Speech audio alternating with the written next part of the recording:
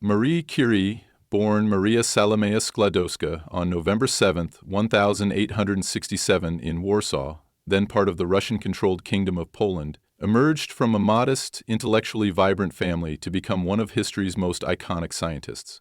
Her parents, Władysław Skłodowski, a mathematics and physics teacher, and Bronisława, a school principal, instilled in their 5 children a love of learning, despite financial hardship and political oppression. Poland's subjugation under Russian rule meant limited opportunities, especially for women, yet Maria's early life was shaped by resilience.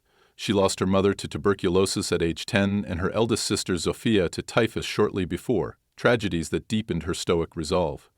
Educated at a clandestine flying university, secret classes defying Russian bans on Polish education, she excelled in science and mathematics, her curiosity undeterred by societal barriers. At 18, she took a governess job to fund her sister Bronia's medical studies in Paris, a pact that Bronia later reciprocated, enabling Maria to pursue her own dreams abroad. In 1891, at 24, Maria arrived in Paris, enrolling at the Sorbonne as Marie Skłodowska, adopting the French form of her name. Living frugally in a garret, she immersed herself in physics and chemistry, often neglecting food and sleep in her fervor for knowledge. She earned a physics degree in 1893, finishing first in her class, and a mathematics degree in 1894, all while mastering a new language and culture. That year she met Marie Curie, a shy, brilliant physicist 8 years her senior, through a mutual colleague. Their bond, rooted in shared scientific passion, blossomed into love, and they married in 1895, in a simple ceremony using wedding gifts to buy bicycles for countryside research trips.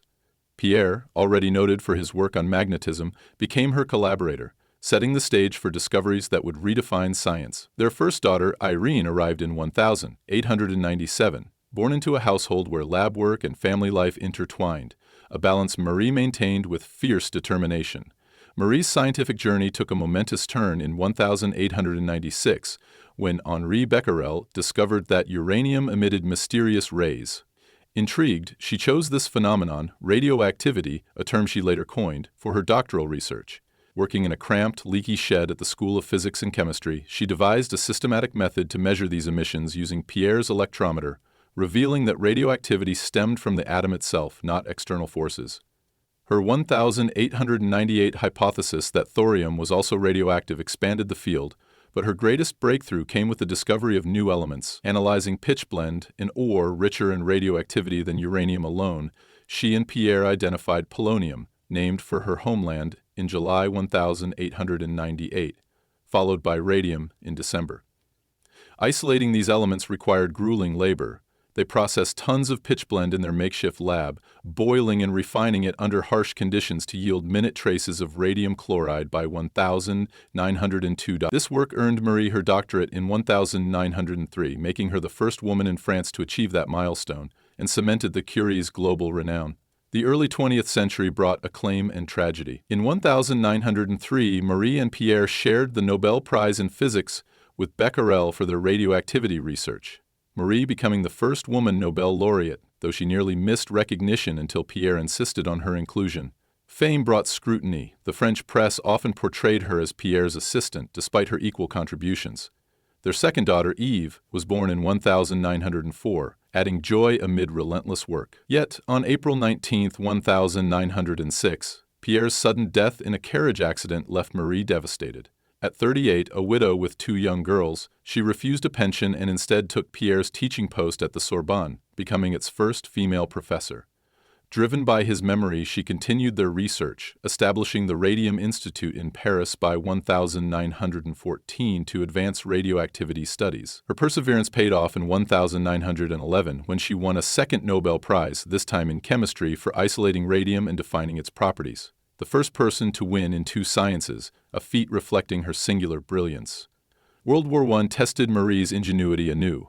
With France mobilized, she saw X-rays' potential to locate bullets and shrapnel in wounded soldiers. Unable to join combat labs due to her gender, she devised mobile radiography units, dubbed Little Curies, equipping vans with X-ray machines and dynamos powered by car engines. Training herself and others, including Irene, to operate them, she drove these units to frontline hospitals, saving countless lives despite radiation exposure risks she barely grasped. Post-war, she returned to research, but her fame drew American admiration. In 1921, journalist Marie Maloney organized a U.S. tour where President Harding gifted her a gram of radium worth $100,000 for her lab, funded by public donations. Accompanied by Irene and Eve, she endured the grueling trip despite declining health, her body already bearing the toll of years handling radioactive materials unprotected. Marie's personal life was as layered as her science. A reserved, work-obsessed woman, she shunned publicity yet faced scandal in 1911 when letters surfaced revealing an affair with physicist Paul Langevin, a former student of Pierre's.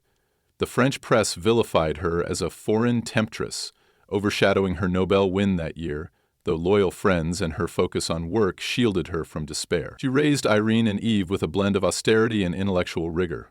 Irene later followed her into science, co-winning a Nobel Prize in 1935, while Eve became a writer, penning an acclaimed biography of her mother.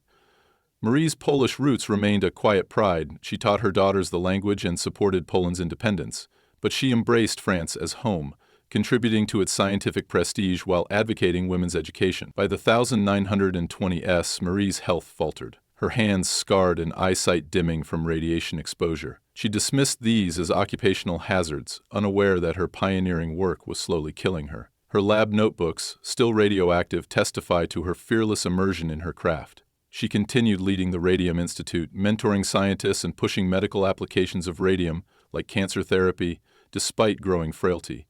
In 1934, at 66, she fell ill with aplastic anemia, likely from prolonged radiation exposure, and died on July 4 at a French Alps sanatorium.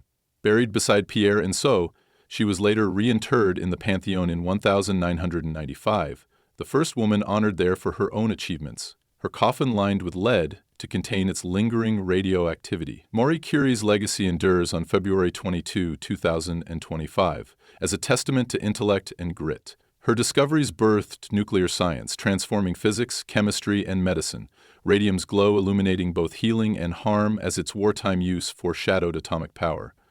She shattered gender barriers, inspiring generations of women in STEM, yet paid a steep price, her life a cautionary tale of science's double-edged sword. A private soul thrust into public light, she balanced motherhood and monumental achievement, her story weaving sacrifice with triumph. Her Polish-French identity mirrored her dual Nobel wins, bridging cultures and disciplines. Today, her name evokes not just brilliance, but a relentless pursuit of truth, one that reshaped our world, atom by atom, against all odds.